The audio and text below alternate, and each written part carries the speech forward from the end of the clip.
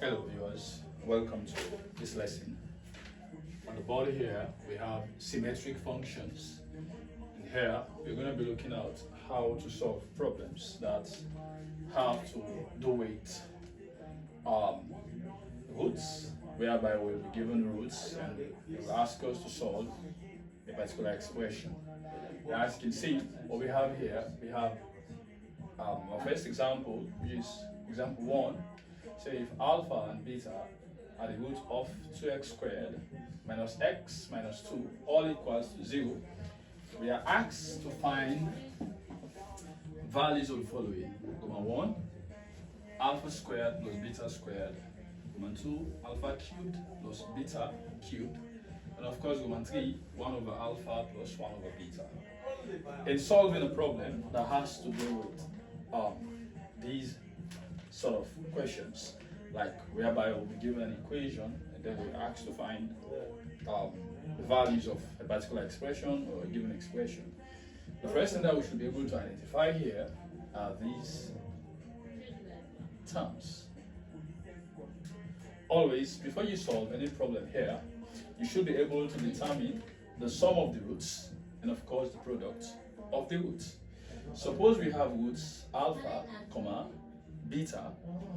Alpha and beta here can actually represent two sets of numbers, and whereby at the end of the day you'll be asked to find the sum of these numbers and the product of these numbers.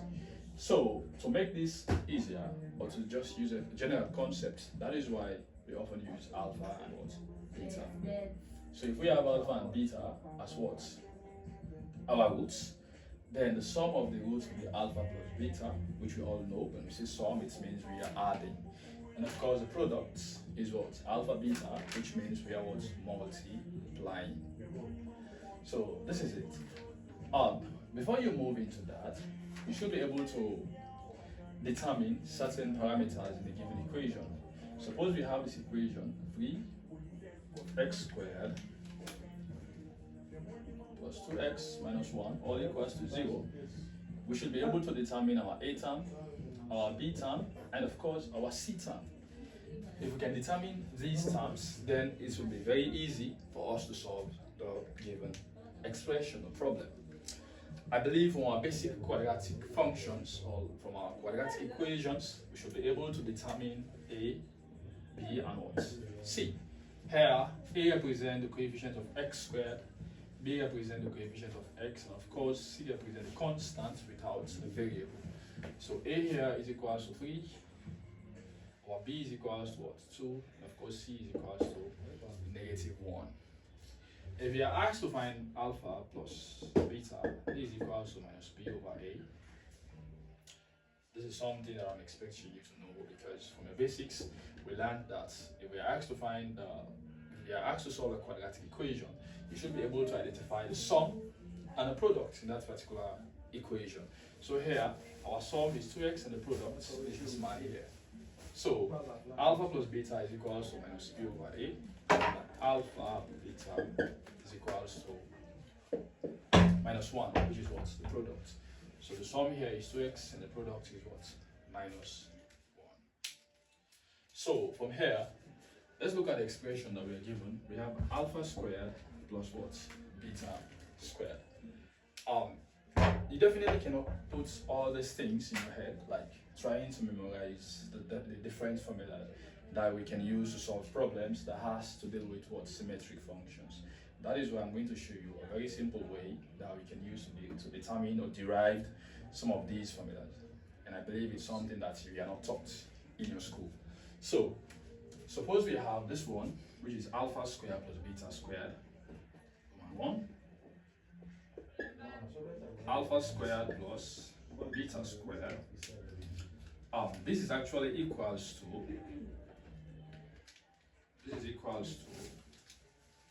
alpha plus beta all squared minus 2 alpha beta. If you're asked to solve this one, this is the formula that you're supposed to use. But sometimes I often say that it's very difficult for students to put on to try and memorize these formulas. So we have easy ways that we can use to derive these expressions. So let's look at the first one.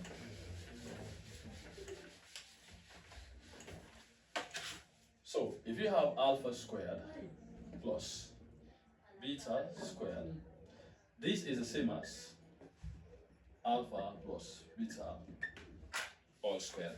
And from our indices, we know that if we have a power here, something goes to the power 2, it means we have to multiply the bracket 2 times. So this is the same as what? Alpha plus beta all squared equals to alpha plus beta, then alpha plus what? Beta. So now we can expand this particular expression here. Alpha plus beta all squared is equals to, we take this first term and multiply it with the brackets, say alpha into alpha plus beta plus what? Beta into alpha plus beta. So we're going to expand and see what we're going to have. This implies that our alpha plus beta all squared is equals to alpha gives us alpha squared plus alpha times beta is alpha beta plus beta times alpha beta, then plus beta times beta is what? Beta squared. So now we've expanded and this is what we have. We're going to look at something here closely. If you observe, we have alpha squared here and beta squared here. We're going to group them as one. And of course, if you look at alpha beta, they are like terms. And since they are like terms, they can be easily added. So we now have alpha plus what? Beta all squared equals to alpha squared plus beta squared plus 2 alpha beta. Alpha beta plus alpha beta is what? 2 alpha beta. That is very easy to understand. But if you look at the formula here, we are asked to find what? Alpha squared plus beta squared.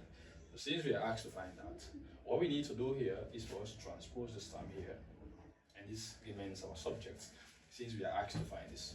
So it implies that our alpha squared plus beta squared is equals to what?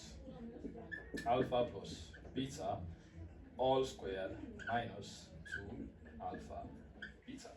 So if you look at this man here and what we have here are basically the same thing. So in an examination, if you can actually recall this formula here, you don't need to do all of this. If you can recall that alpha squared plus beta squared is equals to alpha plus beta all squared minus 2 alpha beta, you don't need to do all of this. So since we've already gotten our formula here, we can now solve the problem that we have on the board for the first question there. So we have alpha squared plus beta squared. Considering the equation that we're given, which is 2x squared minus x minus 2 all equals to 0. Then we have a here is what? 2. B is equals to negative 1. And of course, c is equals to minus 2. Let's find alpha plus what? Beta. Alpha plus beta is equals to minus b over a. We know that our b is what? Negative 1. So we have a negative sign here. We have negative into minus 1 all over what? A, which is what? 2. Alpha plus beta will be equals to negative is positive, is half. We are done with that. Also, alpha beta is equals to c over a. We want to see. C is what? Negative 2. So we have negative 2 over, what is a? 2. This into this is 1. So this is equals to negative 1. Alpha beta is negative 1.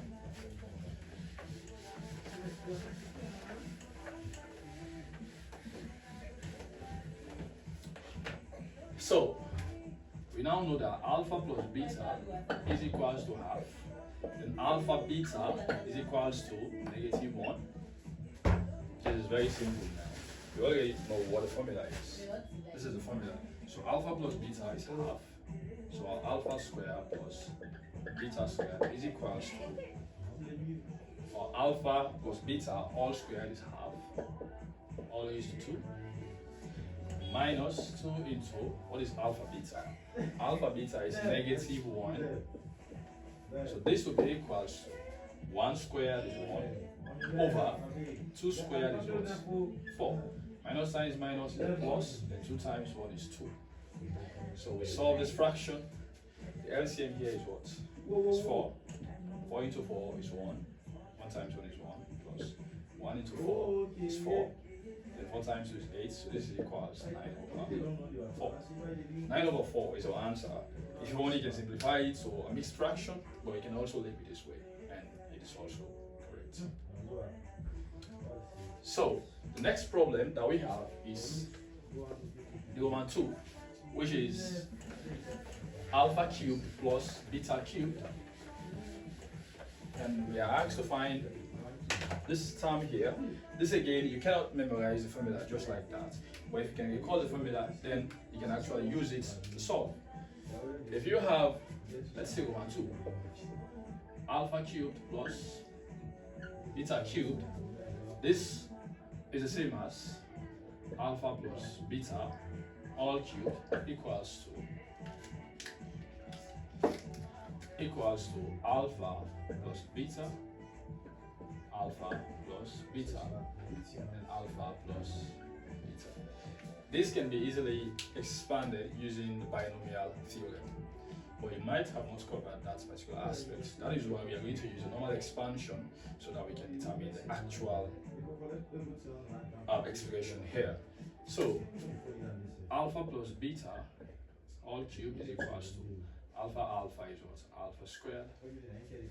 Alpha beta is what? Alpha beta plus beta alpha is alpha beta plus beta beta is beta squared, all into alpha plus what? Beta. Okay, this is cool. We've done this. Remember, we did something very similar earlier on while we are finding alpha squared plus beta squared. So if we have to continue, we have alpha plus beta all cubed equals alpha squared plus beta squared plus this and this is what? 2 alpha beta plus alpha squared plus beta squared plus 2 alpha beta all into alpha plus beta. Remember, we have to keep brackets. We've already expanded the first 2 and we also have another one to multiply with. So that is what we are going to do now. So we have alpha plus beta all cubed equals to alpha is alpha cubed plus alpha multiplied by beta squared is alpha beta squared plus alpha multiplied by 2 alpha is 2 alpha squared beta. We are done with this alpha. Now we move to the beta. Beta alpha squared is alpha squared beta, alpha squared beta. Then beta multiplied by beta is what? Plus beta cubed. Beta multiplied by beta squared is beta cubed plus beta multiplied by 2 alpha beta is 2 alpha beta squared. So we are done with these terms. So now let's see if we have anything like a like term here. Alpha plus beta all cubed is equals to alpha cubed plus what? Beta cubed. Now let's see. We have alpha squared beta here, alpha beta squared, then 2 alpha squared beta. This is going to give us 3 alpha beta squared plus 2 alpha squared beta. Then we are going to add this here, alpha beta squared, then alpha squared beta.